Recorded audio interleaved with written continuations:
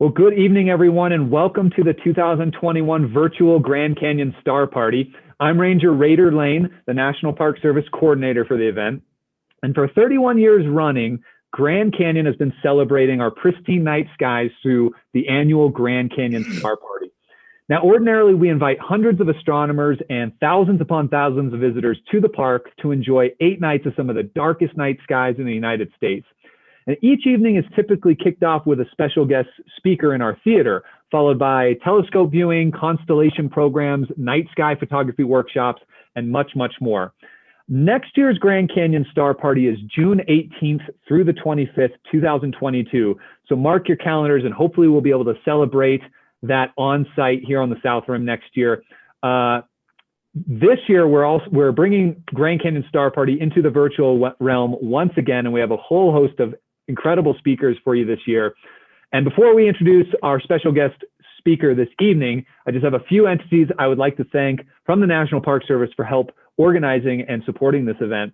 Number one, I'd like to thank the Grand Canyon Conservancy. They are the park's official nonprofit partner, and they have done tremendous work protecting and preserving the dark skies in and around Grand Canyon National Park. I'd like to thank the International Dark Sky Association. They are the entity that certified Grand Canyon National Park as an international dark sky park back in June of 2019. I'd also like to thank the Tucson Amateur Astronomy Association. They are the group that have been coming up here for decades, dedicating their time, volunteering their expertise and their equipment to share the wonders of the night sky with visitors. And they're the ones putting on the virtual telescope viewing sessions premiering after these talks, after the special guest speaker talks. Finally, I'd like to thank the Society for Cultural Astronomy in the American Southwest. They helped us tremendously organizing many of the special guest speakers this year. So thank you. And with that, I want to introduce tonight's special guest speaker. Tonight, we are excited and honored to have Kenny Bawakati. Kenny is currently a tour guide for the Pueblo Zuni. He was a longtime archaeologist, preservation officer, and consultant for the tribe. Kenny is a member of the Lieutenant Society, which is a body that oversees the Zuni religion. He's also a priest to the fire deity, preserving and teaching the cosmology and worldview of the Zuni people and the Puebloan peoples of the greater Southwest. Kenny, it is such a pleasure to have you with us. Thanks so much for being willing to speak with us about Zuni today. Yeah, thank you. Thank you for having me, Raider. And it's an honor to, come and talk to you folks about, our formalities of constellation. So as you introduced me, I've been a longtime archaeologist. And as I said, of course, my position in the religion helps me to provide all of this and give a better perspective for many peoples coming in all over the world.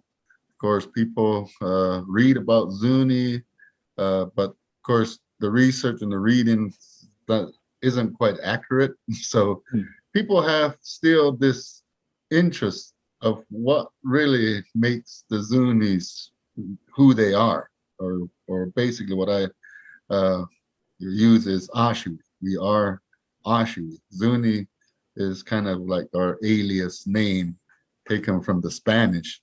But for me, as you mentioned, coming in from these religious positions, this has helped me to really exercise now the importance of the existence of Zuni and how it relates to many great formalities. Of course, the constellation has always been that function of the people, where the belief of Father Sun, Mother Earth, the North Star, Venus, of course, being the morning star, they all have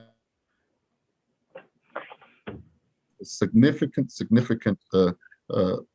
position as far as creating not only our world but the universe. And so in this worldview cosmology, basically it's a prayer that was of course it's still spoken of, but coming from this these positions in our religion, it allowed my brothers to sort of now give me rights to bring it into translation and then give a better perspective to many great people, as I said. And so I will, it is, as I said, an hour and a half long, but I will cut a lot of it out, especially some of the more esoteric portions of it. I do bring out a little bit of religious functioning in these interpretation, but of course, for our time spent here, I'll cut out all the other corners and just kind of formulate it out for you so that people can understand. So, Right. so what I got, so what I got now, I guess, is I will be presenting a few slides and talking about our formalities of how we see the constellation and of course the space and how it relates to who we are. So, All right. Let's get and I into it. will go here. All right, so I want to introduce what is the worldview cosmology. And again, this is an interp that I created, more or less translated from what is a 6-hour long prayer. But it basically covers who we are as far as the people and what our prophecies to find the middle place of Mother Earth's chest was formulated, of course, by what is the creation of our first and foremost, the all-time creator of life. And so I want to introduce to you now the Zuni worldview cosmology. Here we basically present this presentation at any given time during our tourism season. And so the worldview cosmology, of course, the Ashiwi, that's who we are known as the Ashiwi. Zuni is an adoptive name taken from the Spanish, which basically means red mountains with no tops, mesas. But the Ashiwi literally know their history and where they come from. And it basically begins with our father-son. Now, father-son is one of many sons in this oblivious world of space. But he is like a sibling to many other sons, of course, that are his siblings. Like a family, he was given a room to develop what would be his children. Basically, he will create what is in the galaxies. Those bright implements that you see are the siblings of father-son. Scattered throughout space, they will create their own forms of families. Here, father-son creates his. From what is the planetary systems, he will create from Mars, Pluto, Saturn, his stillborn children. Mother Earth would be, Venus would be created as one of 2 star beings that will be the creators of the children of Mother Earth. Here would be the birth of Mother Earth, having father-son sitting alone in his room. He yearned for his children to be born. So he would create what would be his own true element of fire and give birth to Mother Earth. Taking a rock, a meteor, floating in space, would blaze it into a flame, which of course the evolution of Mother Earth begins, the birth. Here, of course, from the Big Bang Theory, through what will be the stars, the sun, it will crustate after billions of years in being in this thermoristic, fiery stage, which is what we now call her very young infant stage. She will grow in this ball of flame and fire onto what will be the brink of womanhood. Here, she would be formulated and met by Venus, her sister, which would now serve as one of the twilights to be sent down to her by father-son, with what is now known as the North Star. The North Star, two brethren, war gods, basically created by father-son, sent into Mother Earth, of course, along with Venus, the morning star, into Mother Earth's fiery crustacean surface. Here they would enter through what would be rivers of lava, fire, oceans of fire, lava, come through in what would be this area we call Ribbon Falls, Chimicanacete. This is the place of our origins. In the back of this fall is a tomb we call what is the emergence area. In three subsurface worlds, basically the world of the wind, into the world of the water, and into this pitch dark environment tomb we call the residue of fire. The world of the suit will be entered in by the two stars and would submerge themselves into what would be waist to chest deep waters. Together, the two stars would reach into the bottom depths of the water and extract out this black sulfuristic smell of mud and clay. Together for 4 days, the North Star creating the male faction of the children, the Morning Star creating the females. They would create the children out of this black sulfuristic smell of mud and clay, like salamander beings, born with webbed hands and feet, scales and tails, growing no larger than the length of their palms. For 4 days, they would create these ancestral beings of our people. Here, after the fourth day, the prophecy of finding the middle place of Mother Earth's chest would now be presented to the children. They will not be classified or designated into any form of community, group, or faction.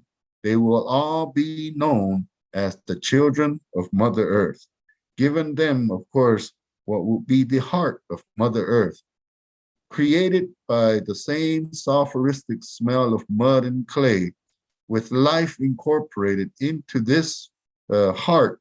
They handed the heart off to the children of Mother Earth and gave them this prophecy. One day you will come out of this hole and you will come to what will be the fourth world of Mother Earth, which is the daylight world. Here you will walk through the hallways to find and come out to the chest, to the beginnings, to find the middle place throughout her chest. And basically with this, the stars told them, the North Star, I will be at the northernmost sections of your area at the nights of every sun fall. The Morning Star proclaimed the same, but to be more on the southern direction in search of the middle place. They were used as sort of directional twilights. And basically, as two stars left, what would be the evolution of Mother Earth now into her living, breathing womanhood would begin. She would more or less, the evolution of her from a fiery stage would now create her as a young woman. Creating life on Earth, dinosaurs will be the first rulers of herself. But in this format, our emergence into this daylight world begins during the Triassic time period. Only fitting to be created in a salamander-like configurations, we would more or less emerge into this world, Triassic area, and basically live alongside with what would be the great beasts of the world.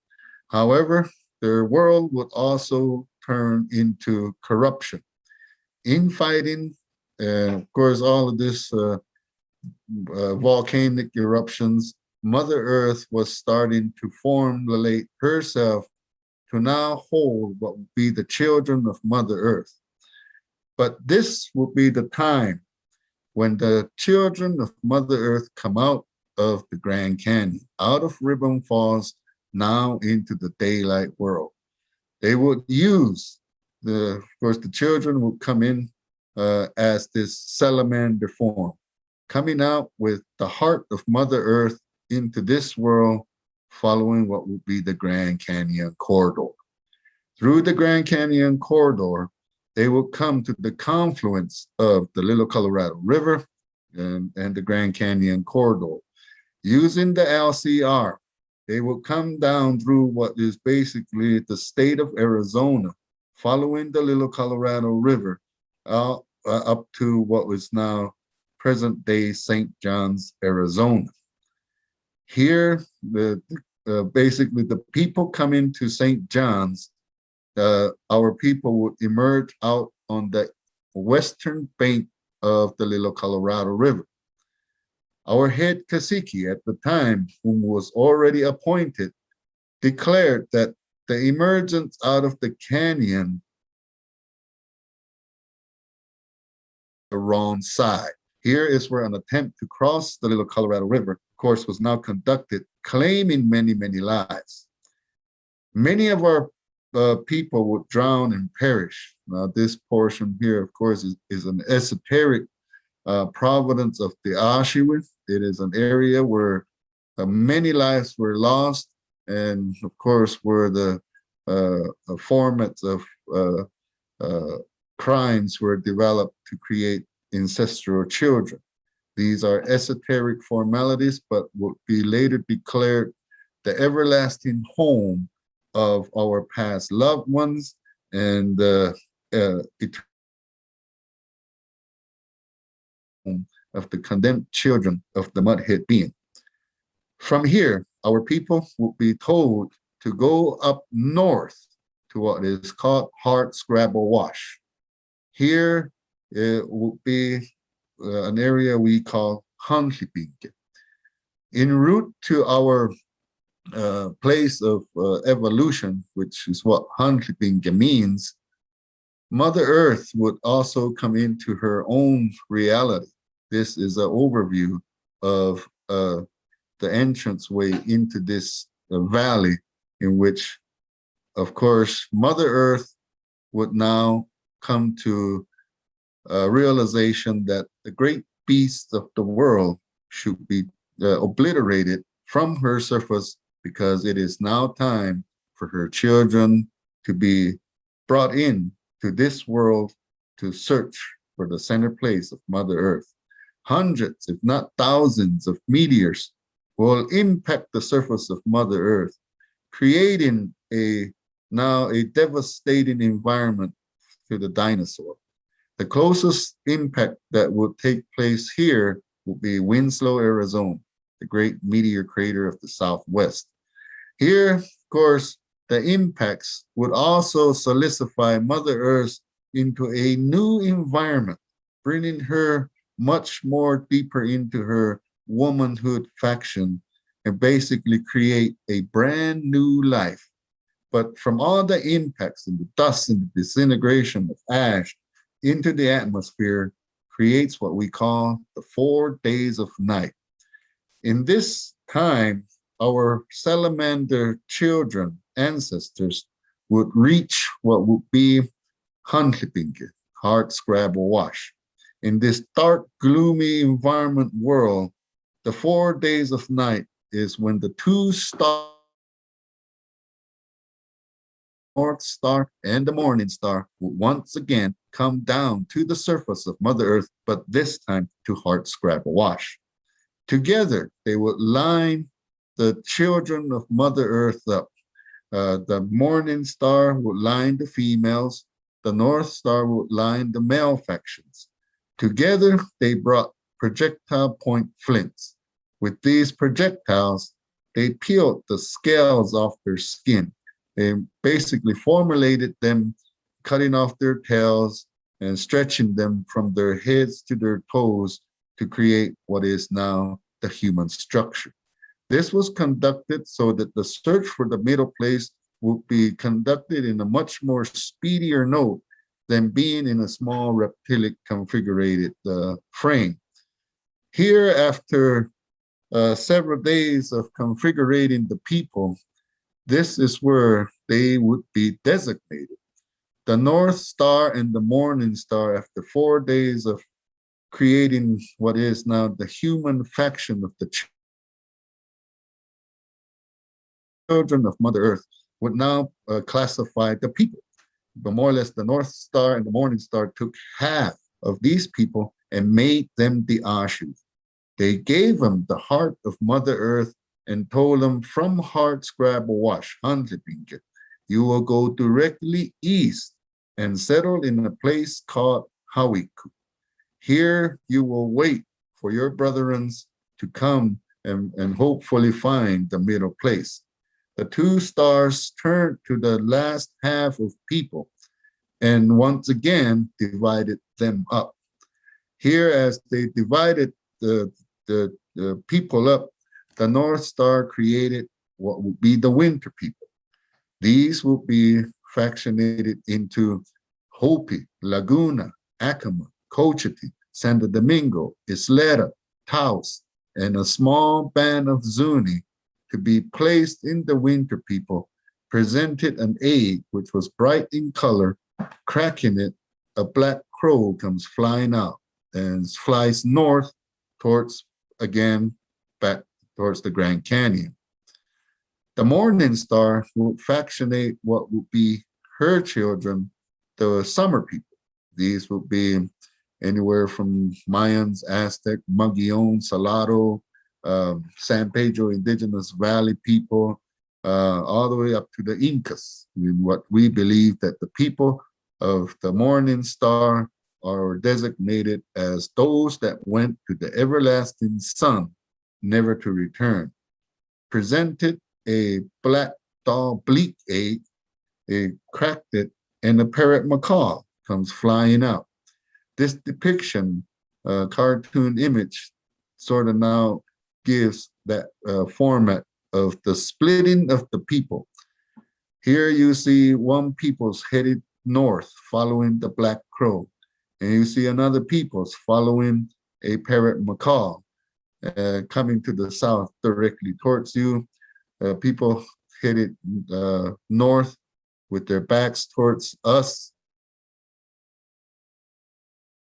people. And here you see the Ashu going directly east, following what were the orders to go to Hawiku. This begins the migration of our children in search of the middle place. The two stars, once again, give the people a formality right of direction with their twilight.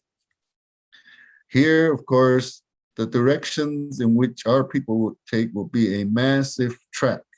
It will basically cover the entire Colorado Plateau. Here, as they would migrate, they would inscript and place petroglyphs on mountains and boulders, remembering who they were as once a salamander people. This is why the Southwest and much of the world is obliterated with these reptilic-like configured petroglyphs. And most often you'll see a reptilic configured figure along with a human figure next to it, basically describing the evolution of man. But of course, this is where places like Mesa Verde, Chaco Canyon, Aztec ruins would start to serve as these places of destination. People veering off on these migrations will basically have family members, sons, fathers, uncles, who would still, with a notion to travel and search, would use these places as destination points. Here, of course, these would be utilized by the people as places to gather en route to somewhere. You'll come to Mesa Verde, Chaco Canyon. You will get news and information and move on. Here, of course, these are depictions of Village of the Great Kivas, but as the two stars now serve as what will be directional twilights, this is where the medicine societies start to be the first ones to use the constellations in directions, times, and seasons. But here, of course, after hundreds and thousands of years of traveling, there would be a return of the Ashui in its small format back to Hawiku. And this depiction shows a water strider which hovered over Mother Earth in what will be the outer atmospheres of space, waiting for this return. When the winter people finally returned back to Hawiku, this insect was summoned down by Father Sun, Mother Earth, and the two twilight beings to land on the four major oceans of Mother Earth and lower her body to where her body lands in the middle of her heart, or her frame, where her heart is placed. That would declare the middle place of Mother Earth's chest. Now, as this takes place, Hawiku will be the area where the return is now, of course, reached by the winter people. The two stars come back down, but this time they come to Hawiku, where, well, actually, we're jumping the gun here, but this is where Hawiku will be the temporary holding place for the heart of Mother Earth. As the water strider designates Zuni to be the middle place of Mother Earth, here is where the heart of Mother Earth that was placed at Hawiku transported itself to our village of Zuni, along with the insect shrinking down to the very small element of herself, and now declaring and designating our village of Zuni, Halona Itiwana, the middle place of Mother Earth's chest. This basically brings now an end to what will be these great villages of Chaco Canyon and Mesa Verde. Now here in Zuni, we have the answers where and what happened to these people that resided in Chaco Canyon and Mesa Verde. When Zuni was declared the center place of Mother Earth's chest, a message was sent out to these areas in which people resided for hundreds of years in hopes that they would eventually find the middle place. And as this event finally occurred, the message basically went out and stated, if you are living in these villages, of course, Mesa Verde, Chaco Canyon, Aztec ruins, still within these villages, hoping to find the middle place, you may no longer do the quest, for it has been founded, and you may basically pack your things and go back to the areas where you left your loved ones, spearing off of these initial migrations hundreds of years back. Places like Mesa Verde, Hopi, Wallapai, Havasupai, maybe even some Zuni and other tribes residing there will simply pack their things and head back to these areas like Hopi, like Acoma, Zuni. Same ordeal with the Chaconian factor. Places from Chaco Canyon, Zunis came and, of course, created Village of the Great Kivas. These are the inscriptional panels of the Village of the Great Kivas, but Hawiku will become a trade center in which now would serve as a trade center for many great people, and Village of the Great Kivas will begin. And so, but for the Ashiwi, in what we know about the constellations, it is the medicine societies that are, of course, the main formats of groups that use the night sky as their form of defense in their religious formalities. A few details that we can share with you upon, of course, how we view the constellation. there are a lot more formalities to what we believe in are the stars.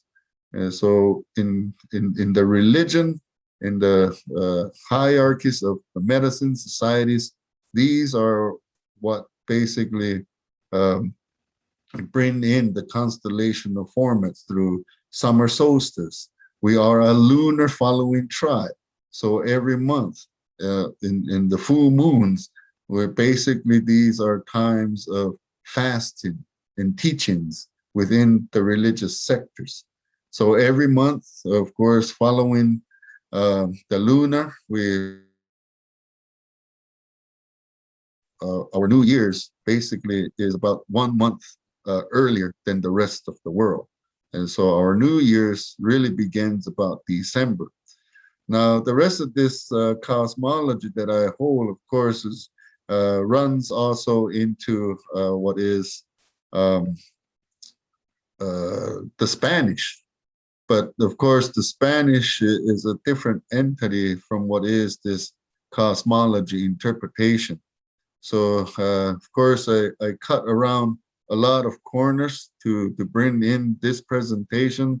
Normally, this would take about an hour and a half, but the two stars are still known as the very formats of the war gods. Now, they are the representative of the war gods, in which they still serve as protectors to Mother Earth and the children of Mother Earth, which of course includes every life aspect here. And so with this worldview cosmology, it is still a very vital part in the teachings of our formalities of traditions and religious rites. And so, of course, with this from the time when our people emerged out from the canyon, it had a lot to do with these twilights. And so, but of course, it is also a sort of taboo among the Ashiwi people not to be looking into the sky, into these stars, because you never know what, as they said, what could look down upon you. And so for Zuni, although it is a vital and very important format to use the constellations, the Milky Way, Father, Son, of course, him being the all-time creator of life, he is mentioned in every song, in every prayer, in every formality. Father, Son, Mother Earth are all always mentioned as the first formats to create the life of the children of Mother Earth. And so, of course, as I usually continue into this, this goes into the Spanish formats. But of course, from here, my slideshow brings in a lot of other formalities, like the Spanish coming in, and of course, excavations that took place in the 1917. But of course, this is present day Zuni. This is a 1990 model that we produced of the village. Pretty much the setting of 1990. You can see the Spanish Mission Church, but off to the background where you see that white ladder sticking up and a ladder sticking into the house, that is designated the middle place of Mother Earth. It is still here. Religious functions take place there almost entirely every year. And so, but this is in a small nutshell of introducing what we believe in the constellations of who we are as a people. And as I said, we do these interpretations here. When I do have the time, there's a lot more formalities and functions that go into this. But of course, I'm very honored to be a part of this this presentation. And of course, that's me at the middle place of Mother Earth. That's me during the winter time after the winter solstice was over. And then I brought some people in on a tour. And basically, I do provide myself and two other guides. We provide tours to here, the middle place of Mother Earth. We give them this bit of information, people down into these areas, and of course that's what we have here. So of course this is again Village of the Great Kivas. Just some photos that I have here, but of course that's an ending to it. But thank you very much. I hope I wasn't taking too much of time here. So, but I want to say thank you again to you, Raider. And I was hoping to see if I could talk to Mike, but maybe I can talk to him later. But Yeah. thank you very much. Oh, we appreciate you, Kenny, so much. That was a fantastic presentation. And just a couple of questions, if you don't mind. Sure. You mentioned that the Morning Star and the Evening Star, I guess, like are representative of the twin war gods. Is it the Ahayute? Is that how Yes. that's? Okay, Yes. so the Yeah. Ahayute, you mentioned in your talk that they were the twin war gods that guided the Ashiwi people out of Ribbon Falls, which is, right there in the main hiking corridor of the Grand Canyon. Not a lot of people Yes. realize how sacred of a place Ribbon Falls is to an entire peoples, the Ashiwi peoples. There's currently really no signage or anything like that indicating that. Right. What would you say to people who are hiking through the Grand Canyon and come across Ribbon Falls? How would you ask them, if you could, to approach a place like Ribbon Falls when they're hiking in the canyon? Well, like any traditional cultural property, of course, respect to the area. For Zuni, actually, it is an esoteric and sort of a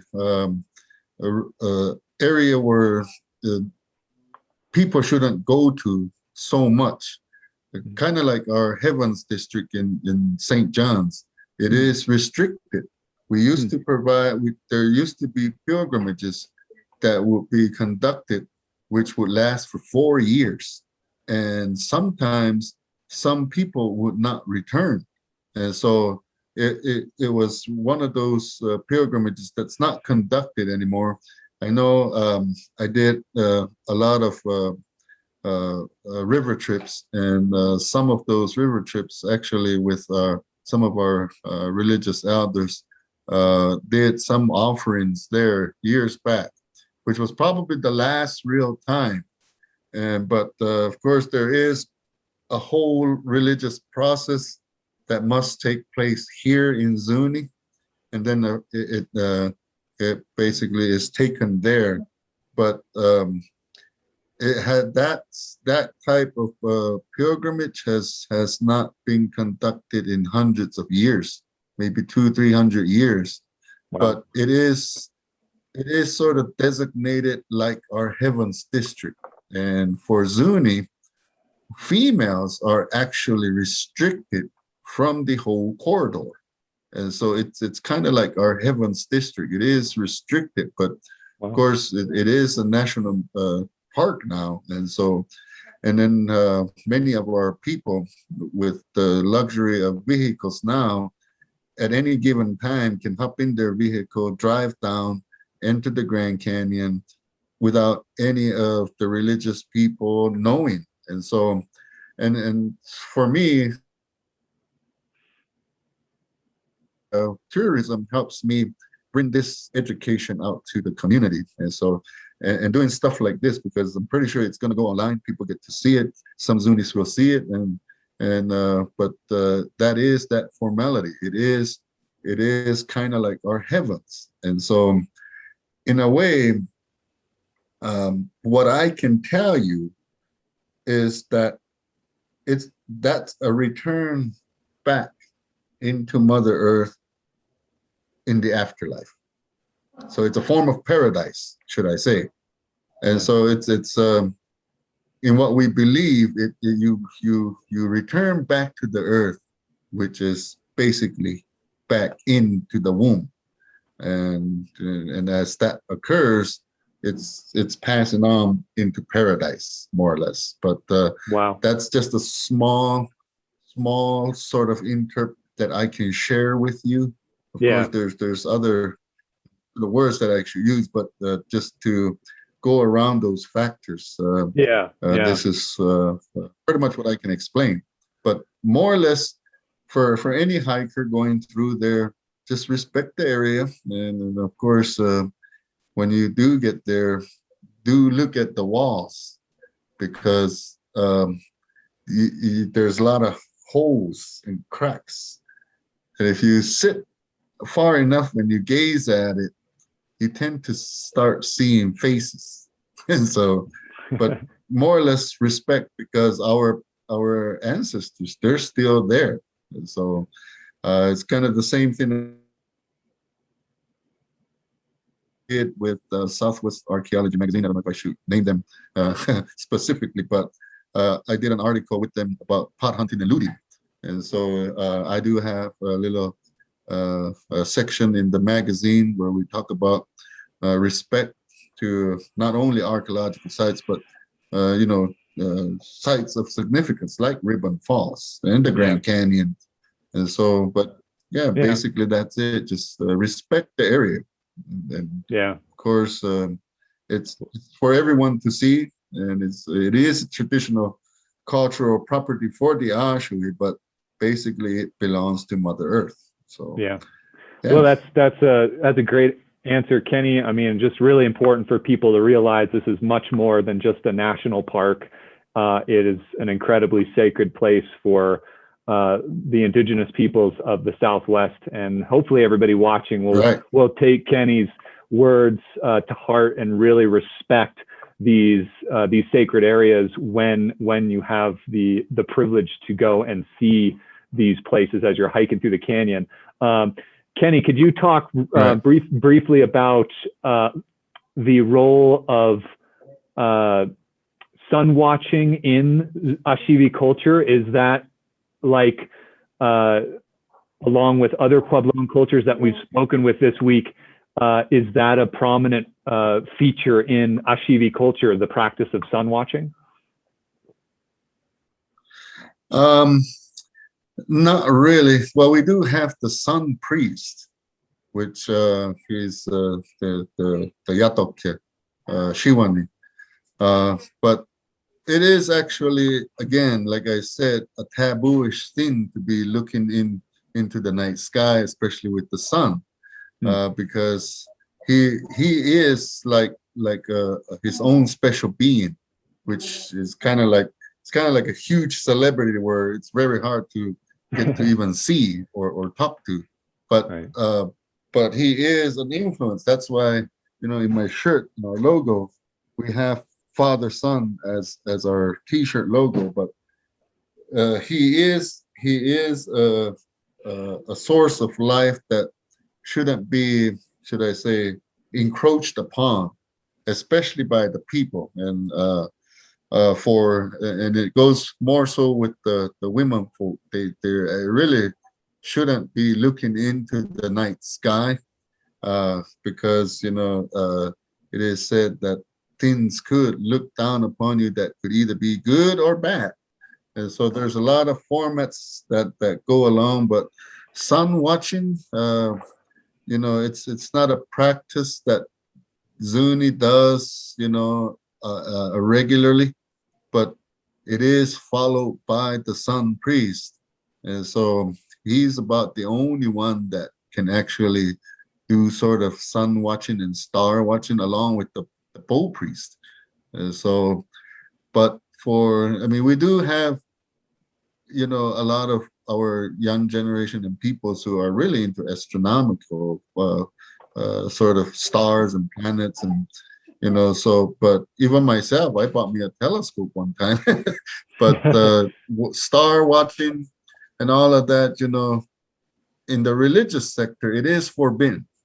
But nowadays it's a different time, and so our younger generation, they're studying astronomy, and Yeah. so I do get a lot of students who are interested in stuff like that, but you know, as Zuni, there are formalities, so Yeah. there are some taboos.